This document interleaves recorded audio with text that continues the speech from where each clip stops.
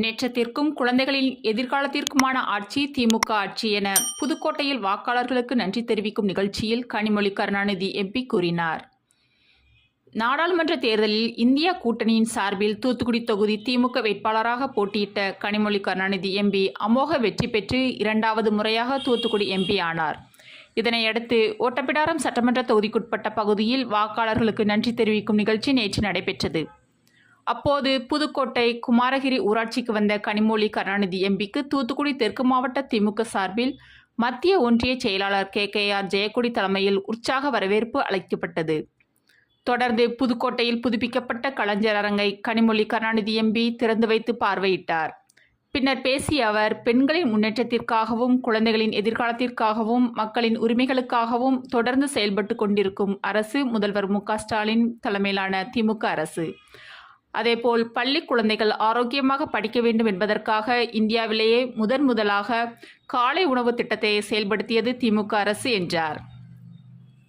தொடர்ந்து ஒட்டப்பிடாரம் சட்டமன்ற தொகுதிக்குட்பட்ட வடக்கு சிலுக்கன்பட்டி, தெற்கு சிலுக்கன்பட்டி, கூட்டுடன்காடு, குமாரகிரி, தங்கம்மாள்புரம், சேர்வைக்காரன் மடம், கூட்டாம்புலி, முடிவை தானைந்தல், கட்டாளங்குளம், அணியாபரநல்லூர், ஸ்ரீமூலக்கரை, பேரூரணி, திம்மராஜபுரம், அள்ளிக்குளம், தளவாய்புரம், வர்த்தகரெட்டிப்பட்டி, செக்காரக்குடி, தேவசெயல்புரம், வடக்கு காரசேரி, சிங்கத்தாக்குறிச்சி, எல்லைநாயக்கன்பட்டி, கீழவளநாடு, வடவளநாடு, களியாவூர், நாணல்காடு, வசவப்பபுரம், முரப்பநாடு, புதுகிராமம், கோவில்பத்து, கீழப்புத்தனேரி ஆகிய பகுதிகளில் பொதுமக்களை சந்தித்து கனிமொழி கருணாநிதி எம்பி நன்றி தெரிவித்தார்.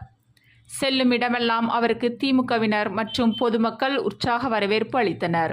நிகழ்ச்சியில் ஒட்டப்பிடாரம் சட்டமன்ற உறுப்பினர் MC சண்முகையா, தூத்துக்குடி மாநகராட்சி மேயர் ஜெகன் பெரியசாமி, மாவட்ட திமுக தொண்டரணி அமைப்பாளர் வீரபாகு, மாவட்ட பிரதிநிதிகள் நாகராஜன், வெயில்ராஜ், மாவட்ட சிறுபான்மை அணித்தலைவர் ராஜா ஸ்டாலின், ஒன்றிய அவைத்தலைவர் பாலசுந்தரம், இளைஞரணி சண்முக நாராயணன், தகவல் தொழில்நுட்ப அணி மணிகண்டன், மீனாட்சி, வழக்கறிஞர் அணி மகேந்திரன், தொழிலாளர் அணி மொபட்ராஜன், தொண்டர் அணி துணை அமைப்பாளர் சைமன், வர்த்தக அணி துணை அமைப்பாளர் செல்வி, இளைஞர் அணி துணை அமைப்பாளர் ஜோசுவா, கிளை செயலாளர்கள் நெடுஞ்செழியன், பால்சாமி, முருகன், கதிர்காம பெருமாள், சீனிவாச பிள்ளை, செல்வம், அருள் ஜெயபாலன், சிவா, சேரந்தையன் மற்றும் சஞ்சய்குமார், சுப்பிரமணியன், சக்திவேல், தன்ராஜ், ஞானராஜ், ஞானகுமார் மற்றும் மகளிரணி அன்னலட்சுமி, வரலட்சுமி, தவசுந்தரி, வேதசெல்வி, விஜயலட்சுமி உள்ளிட்ட பலர் கலந்து கொண்டனர்.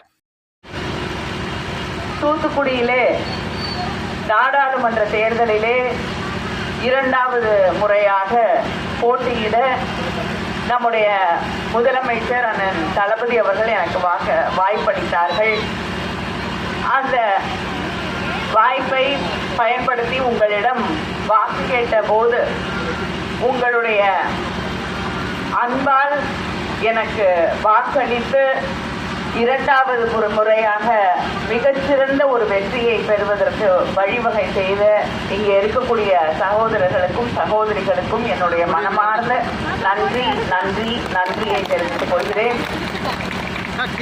உங்களுக்கு தெரியும், திராவிட முன்னேற்ற கழக ஆட்சி, அது தலைவர் கலைஞர் அவர்களின் ஆட்சியாக இருக்கட்டும் அல்லது இன்று நடைபெற்றுக் கொண்டிருக்கக்கூடிய நம்முடைய முதலமைச்சரான தளபதி அவர்களுடைய ஆட்சியாக இருக்கட்டும், தொடர்ந்து அது பெண்கள் முன்னேற்றத்திற்காகவும் நம்முடைய மக்களின் உரிமைகளுக்காகவும் நம் பிள்ளைகளின் எதிர்காலம் ஒரு நல்ல எதிர்காலமாக, வேலை வாய்ப்புகள் எளிதாக கிடைக்கக்கூடிய எதிர்காலமாக இருக்க வேண்டும் என்பதற்காகவும், அதே நேரத்திலே பள்ளிக்கூடத்திலே படிக்கக்கூடிய பிள்ளைகள் ஆரோக்கியமானவர்களாக இருக்க வேண்டும் என்பதற்காக இந்தியாவிலேயே முதல் முறையாக காலை உணவு திட்டத்தை அரசு பள்ளிகளில், அரசு உதவி பெறக்கூடிய பள்ளிகளில் கொண்டு வந்திருக்கக்கூடிய ஆட்சி திராவிட முன்னேற்ற கழக ஆட்சி, நம்முடைய முதல்வர்கள் அவர்களின் ஆட்சி.